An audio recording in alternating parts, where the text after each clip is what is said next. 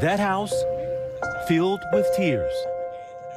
Hundreds gathered on the Orange Coast College baseball diamond to celebrate the life of the man they called Coach Alto, who had headed the team for nearly 30 years. John Altobelli, his wife Carrie, and their daughter Alyssa were among those killed in Sunday's helicopter crash, along with basketball legend Kobe Bryant.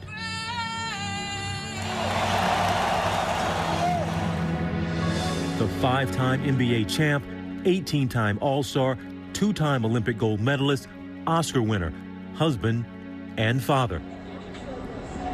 At the Staples Center and around the world, fans and family are trying to come to terms with the shocking deaths of Bryant, his 13-year-old daughter Gianna, and 7 others. Through the tears and tributes comes many questions, mostly why and how that helicopter crashed. It was supposed to be a quick trip to a girls' basketball game. 5 parents and 3 teenagers flown by a pilot with more than 20 years' experience. The Bryant's Day had started with an early morning mass. He was here before the 7 a.m. mass, and that's our first mass of the day. 9:06 a.m., Kobe Bryant's helicopter left Orange County Airport to head to Thousand Oaks. They normally go up kind of around Burbank and Van Nuys and then head over to the Thousand Oaks area. And there was a problem at Burbank. The weather was there, and he was told to circle for a while. This new video shows the helicopter circling over Glendale, California around 9:30 a.m. At 9:44, witnesses reported hearing a helicopter flying low. The house was shaking, and it was the sound of like 30 Harley-Davidson choppers. You know, that's how loud it is. David Ludmirski told my colleague Tom Yamas that he was startled to see how low it was flying. He says he's given his video to the NTSB. He's flying above the fog. No, lower than the fog, so really, really low. Like just right above that tree. And like that's why you started shooting, because this seemed odd. Yeah. Air traffic controllers informed the pilot that they could not detect him on radar. 2 Echo X-ray, what do you say intentions? 2 Echo X-ray, you're still too low level for flight following at this time. The last thing we hear, and this is really telling, you can hear it in the controller's voice. He's asking the pilot, using his call letters, "Are you out there?" And he gets no response. One witness called 911 after hearing a big thud, saying the fog was thick as milk at the time. You can hear the helicopter, and you can't see anything. I can't see anything. I'm hearing the helicopter, all of a sudden the helicopter's immediately above me. If I couldn't see it, and I'm looking directly up at it, he's not going to be able to see anything on the ground. What's unusual is that the aircraft was actually accelerating as it was descending, and that's unexplained so far. Did something mechanically go wrong, or did the pilot put in an input that was really counterintuitive to what he should have been doing? And we really don't have the answer to that yet. These are new images showing the catastrophic scene. Investigators are picking through the mangled mess of wires, charred metal, and shredded fiberglass. The NTSB continues to investigate. They say there was no black box or a cockpit voice recorder, and the helicopter wasn't required to have them. But there may have been an iPad with an app pilots use to navigate.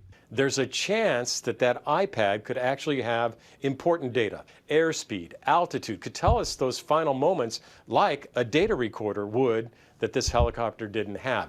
Helicopters were a preferred method of getting around L.A. for Bryant for a reason.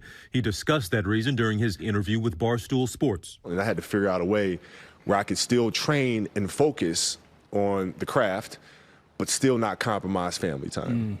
And so that's when I looked into helicopters and be able to get down and back in 15 minutes. And that's when it started.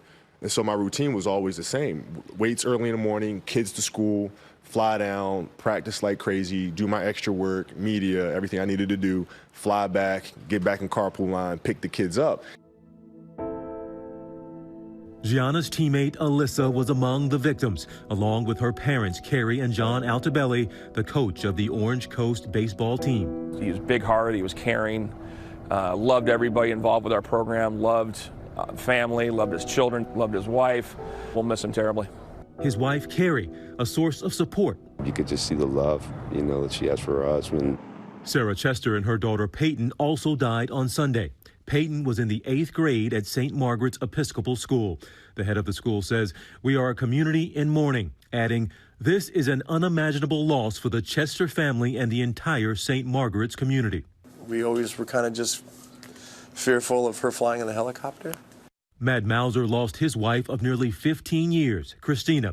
She was the assistant coach of Bryant's Mamba Academy basketball team and was handpicked by the basketball legend. Kobe didn't pick my wife because she was average. I don't think anything he ever did was average. He picked my wife because she was exceptional at what she did. My wife had a brilliant eye for coaching. She picked up schemes. She knew every angle. She knew defenses. She knew defensive positioning. She knew post moves. She really took a lot of pride in being there for those girls, and she absolutely adored them. What was the last thing you said to her? I was in bed. She kissed me and said, "I'll see you tonight." I said, "Goodbye." Love you. I hope I said I love you. I hope I said I love you. I just don't know.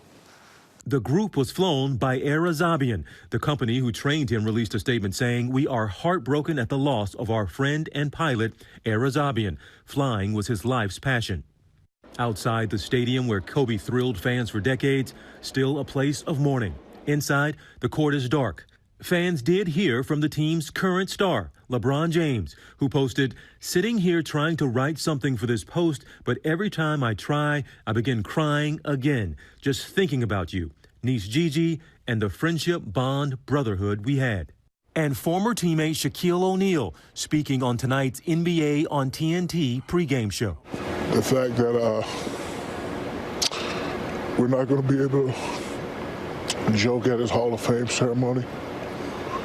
We're not going to be able to say, "Hi, I got 5, you got 4. The fact that we're not going to be able to say, "If we would stay together, we could have got 10. Those are the things that you can't get back.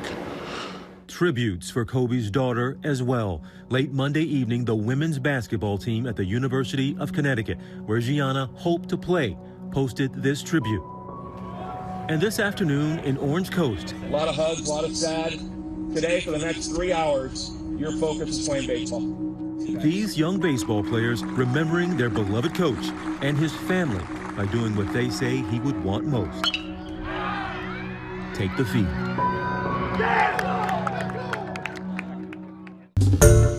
Hi everyone, George Stephanopoulos here. Thanks for checking out the ABC News YouTube channel. If you'd like to get more videos, show highlights, and watch live event coverage, click on the right over here to subscribe to our channel, and don't forget to download the ABC News app for breaking news alerts. Thanks for watching.